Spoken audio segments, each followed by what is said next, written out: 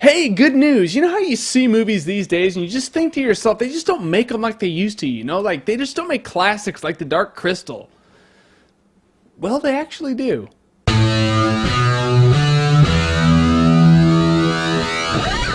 Legend of the Guardians, the Owls of Ga'Hoole.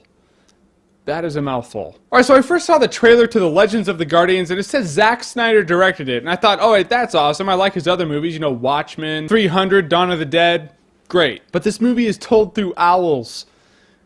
I just don't know. So the story goes, Soren is this young, wide-eyed owl who knows the story of the Legends of the Guardians of Ga'Hoole, and he is convinced they're real. And guess what?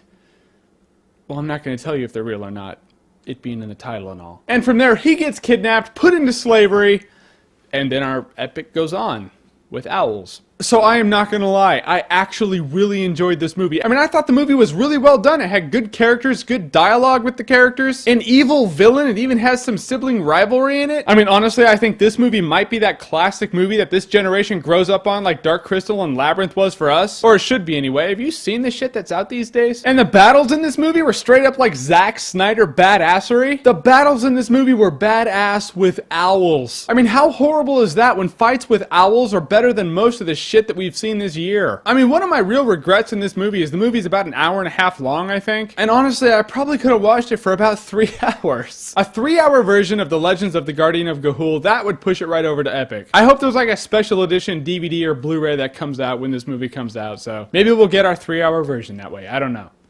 Maybe at least 2 hours. I mean, it was fun, it was easy to watch, it was cool. It reminded me of the good old days of 80s epic movies, but it was a little short in parts, and I wish some of the characters they'd elaborate on a little more. For some weird reason, man, I walked out of this movie with a big smile on my face. I mean, I've already seen some critics just nitpick the shit out of this movie, and they're all just like, it's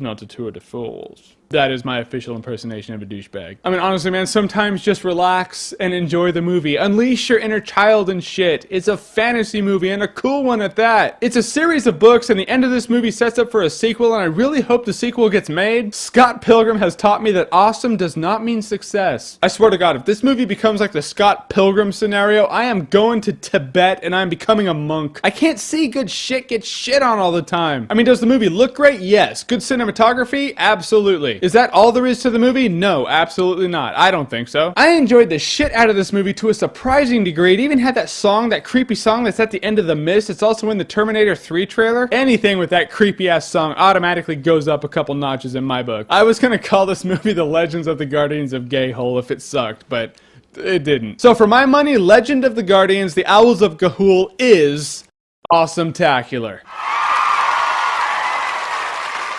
So go check it out. You will have a good time. If you have kids, take your kids. They're gonna love it. I'm gonna watch the movie again. In a river of ADD cartoons and shit, raise your kids on something right like this. It is your duty as a parent. And that's my PSA. But if you like what you've seen here and you want to see more, then click right here to see more.